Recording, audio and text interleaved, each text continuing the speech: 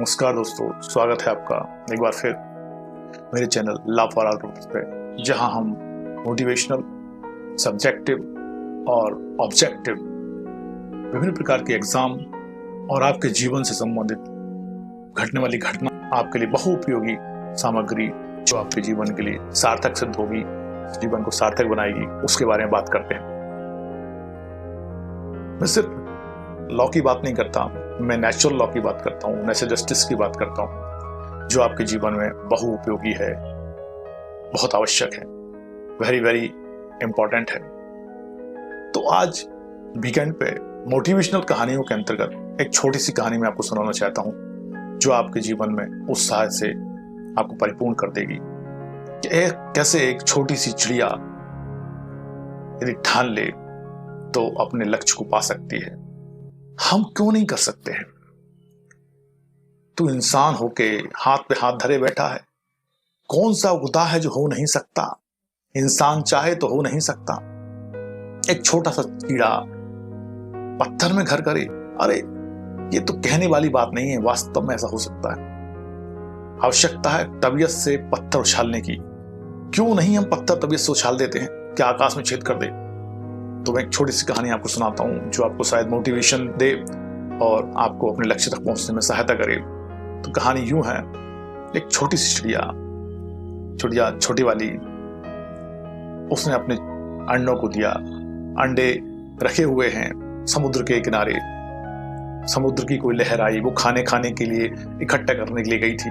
समुद्र में लहर आई और लहर में उसके अंडे पानी के अंदर चले गए, डूब गए। जब लौट के आती है और देखती है कि उसके अंडे वहां नहीं है, ढूंढती है, परेशान होती है और उसको समझ में आता है कि समुद्र की गहराई में मेरे अंडे चले गए हैं, मतलब समुद्र में वो अंडे छुप गए हैं। अब समुद्र से अंडे कैसे ले? समुद्र से वो रिक्वेस्ट करती है, प्लीज मेरे अंडे दे दीजिए, वापस दे दीजिए, मेरे बच्चे हैं उसमें। समुद्र तो नहीं सुनेगा, जड़ रूप में है, क्यों सुनेगा? जब भगवान राम की नहीं सुनी उसने, तो कैसे सुनेगा? क्योंकि वहां पे भगवान राम जब लंका पर चढ़ाई करने के लिए जा रहे हैं, तो समुद्र से रास्ता मांगते हैं विभीषण के कहने पे कि ये तो आपके कुल से हैं। जब 3 दिन हो जाते हैं राम को बैठे बैठे, तो राम को गुस्सा आता है और फिर कहते हैं, विनय न मानत जल्दी जड़, गए 3 दिन बीत, बोले राम सकोब तब, भय बिन हो न प्रीत। मतलब बिना भय के प्रीति नहीं होती है। तो जब ऐसा रामचंद्र ने किया, तब भगवान के गुस्सा होने से वो समुद्र बाहर आया है और उसने आइडिया बताया है कि मैं आपकी मदद करूंगा और नलिनी जो आपकी सेना है वो सहायता करेंगे। प्रभु, मुझे सुखाने में आपका गौरव नहीं है, आपका गौरव मेरे ऊपर से रास्ता बनाने में। तो भगवान वहां पे शांत हो जाते हैं और अपने तीर को उसके हिसाब से छोड़ देते हैं, समुद्र के हिसाब से, कि भाई आतताई हैं, जो उपद्रव मचा रखा है, उनको नष्ट कर देते हैं। लेकिन यहां तो छोटी सी चिड़िया है, वो क्या करेगी? पर नहीं दोस्तों, चिड़िया ने संकल्प लिया कि हे समुद्र, तुम इतनी जोर जोर से गर्जना कर रहे हो और मेरे अंडों को वापस नहीं कर रहे हो, तो अब मैं तुम्हें सुखा दूंगी। उसे क्रोध आ जाता है। आप सोचिए, एक छोटी सी चिड़िया जिसकी छोटी सी चोंच है, कैसे सुखा सकती है? लेकिन उसका संकल्प गजब का है और वो समुद्र को सुखाने के लिए चल पड़ती है।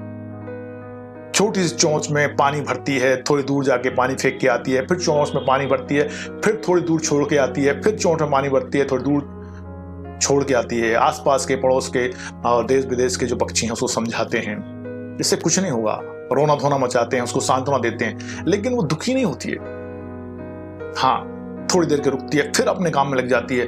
तो उसके साहस को, उसकी दृढ़ता को, उसके अनुशासन को देख के बाकी पक्षी भी उसकी मदद करने में जुट जाते हैं। आसपास के पक्षी नहीं, सारे पक्षी, देश विदेश के पक्षी, ढेरों पक्षी, हजारों की संख्या में, लाखों की संख्या में पक्षी अपनी चोंच में पानी भर भर के दूर जाके फेंकने लगते हैं। होते ना करते बात गरुड़देव तक पहुंचती है कि मेरे कुल के लोग, मेरे जाति के लोग मेहनत कर रहे हैं। चिड़िया, छोटी सी चिड़िया अपने अंडों को वापस पाने के लिए मेहनत कर रही है, कोशिश कर रही है। तो उनको लगता है जाके मैं भी देखता हूं, जाके बातचीत करते हैं, पता पड़ता है कि अच्छा अंडे छुपा लिए समुद्र ने। तो गरुड़ भी कहते हैं कि भाई अंडे उनके वापस कर दो समुद्र से, लेकिन समुद्र उनकी आवाज भी नहीं सुनता, उनकी बात नहीं सुनता। शायद आप लोग जानते हो, गरुड़ जो हैं भगवान विष्णु के वाहन हैं। ये मान लीजिए कि भगवान विष्णु के अंश हैं वो, उनसे प्रार्थना करते हैं, लेकिन समुद्र तब भी नहीं सुनता। तो फिर वो कहते हैं कि अब मैं बताता हूं एक पक्षी, छोटे से पक्षी की शक्ति क्या हो सकती है। वो ने अपने पंखों को, जिनके अंदर से आवाज नारायण नारायण की हमेशा आती रहती है, वो पंखों को हिलाते हैं 2-3 बार। समुद्र में हलचल मच जाती है, समुद्र का पानी उथल पुथल हो जाता है, जीव जंतु खलबला जाते हैं, परेशान हो जाते हैं, समुद्र उद्विग्न हो जाता है और बाहर आके कहता है कि अरे मुझसे गलती हो गई, मैं जाके अंडे लेके आके देता हूं। दोस्तों, वो अंडे वहां से लाके देता है चिड़िया के जो समुद्र की गहराई में डूब गए थे।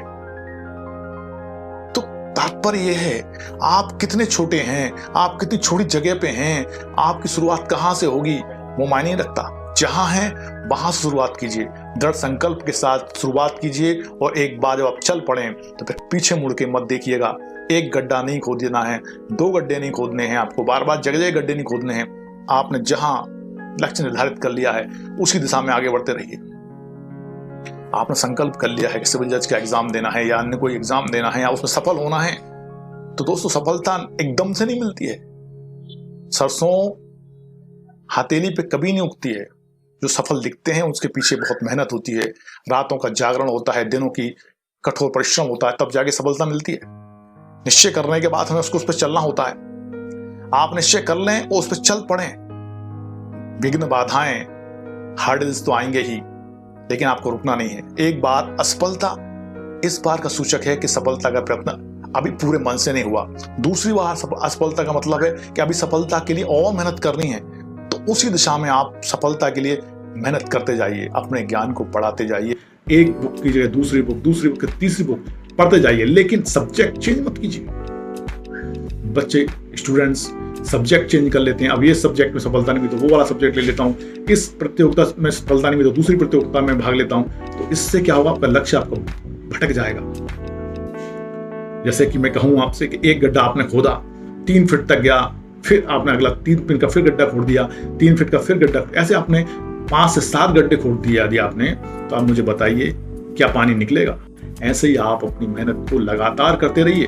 जैसे कि उस चिड़िया ने की, उस संकल्प के साथ जुट गई, लोगों ने बहकाया, समझाया कि ये तुम्हारा कुछ नहीं हो पाएगा, लेकिन वो डटी रही, तो आखिरकार ईश्वर को भी उसकी सुननी पड़ी। ऐसे ही ईश्वर हर एक की सुनते हैं। आप मन लगा के पूरे मन और तन और संकल्प के साथ यदि जुट जाते हैं तो सफलता की ओर आप बढ़ जाते हैं और सफलता आपको मिलके रहती है, किसी भी रूप से मिले।